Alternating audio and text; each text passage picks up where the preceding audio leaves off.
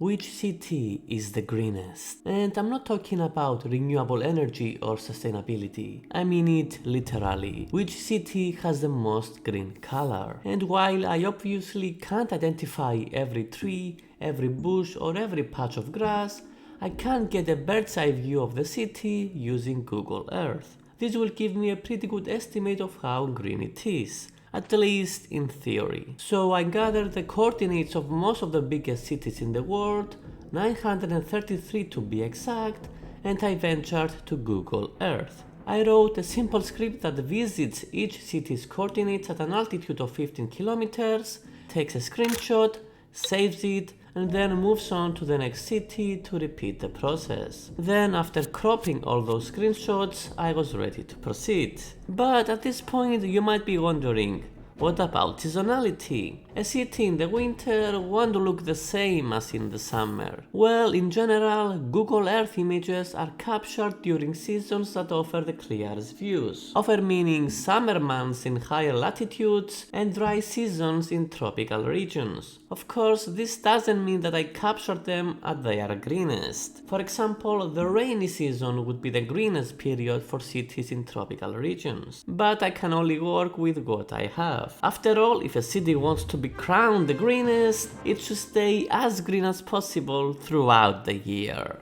So now comes the easy part, or so I thought. All I have to do is count the number of green pixels in each image. But what exactly is green? Typically, in the HSL color model, green is defined as having a hue range between 80 and 150. Of course, we also need to specify the saturation, which can be set from 10 to 100, and the lightness, which we will set between 5 and 80. So these are all the green pixels that we will consider. But if we color all the green pixels in this example image with a brighter green, you can see that we are clearly missing a lot of green areas. This is because those pixels have a higher hue value, sometimes reaching up to 200. If we increase the lightness, it becomes clear that they are much closer to blue than green. However, with low lightness, they appear more green,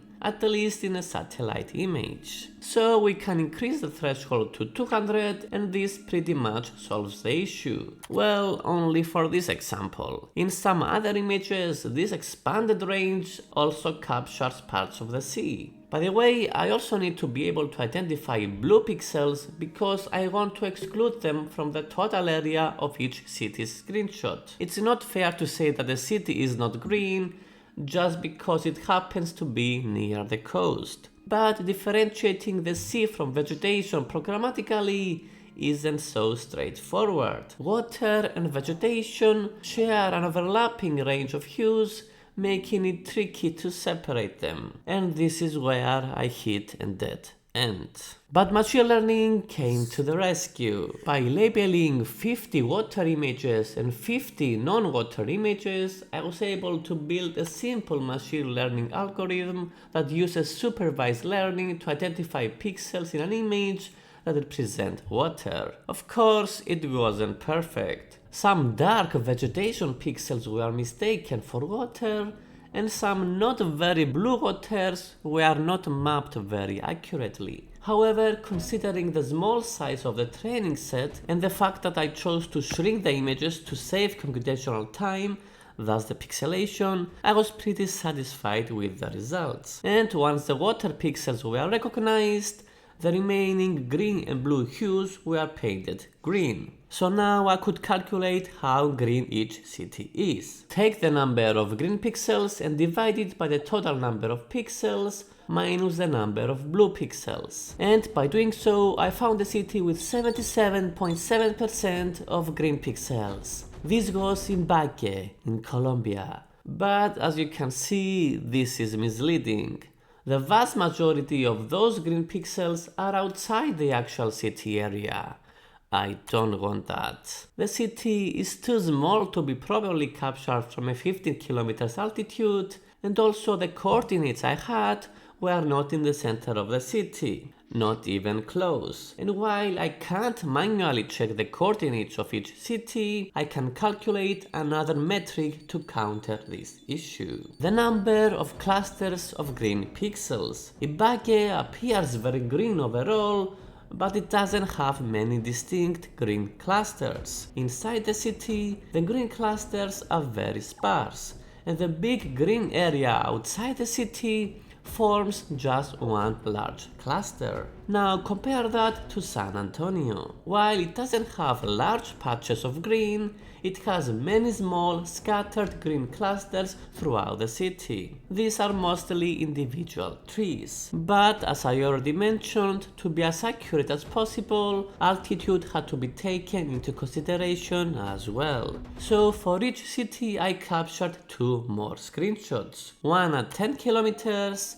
and another at 5 kilometers, and I repeated the entire process. In the end, I had 6 metrics for each city: the percentage of green pixels and the number of green clusters at all 3 altitudes. To express the number of green clusters as a percentage as well, I divided it by the maximum number of green clusters recorded at each altitude.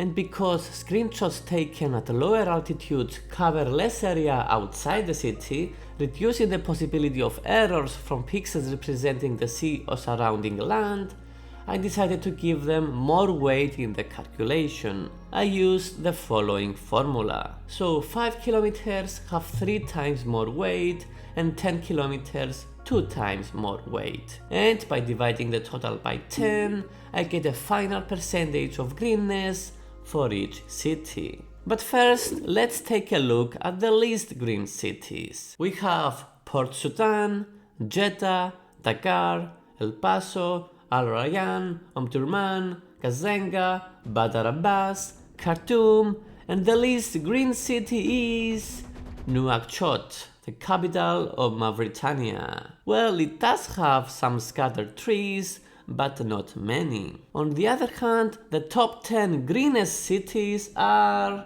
Houston, Indianapolis, New York, Tampa, Louisville, Shimkhet in Kazakhstan, back in the US with Milwaukee, San Antonio, Fresno, and the greenest city of them all is this hidden city in the Amazon rainforest. Just kidding, it's Tulsa, once again in the United States. But why is the top dominated by US cities? Well, from a data perspective, they have a lot of green clusters and a relatively high percentage of green pixels, which keeps them at the top. Maybe it has to do with how these cities are designed. Take Tulsa, for example. There are trees everywhere. Every block is lined with trees. And of course, the large yards that most US houses have certainly play a big role. Now compare that to one of the greenest European cities, Düsseldorf in Germany. Sure, it's green, but there are entire blocks with few or no trees, along with large buildings and parking lots, which of course aren't green. Some other notable non-US green cities are Adelaide, Essen, Krakow, London, Glasgow, Stuttgart, Toronto, and Rotterdam. In fact, here is a full list, from the greenest to the least green. And while this goes on, I have to say that I will see you next time.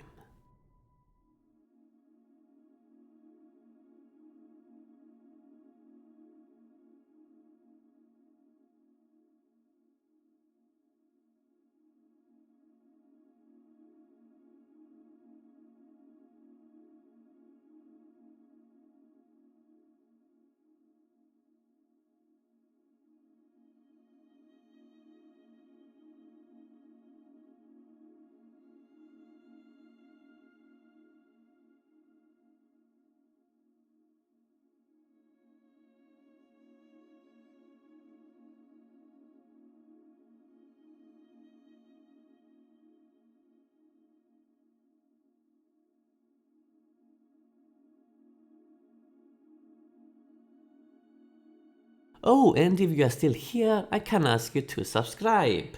No pressure though. Subscribe! I will go now, for real. See you next time.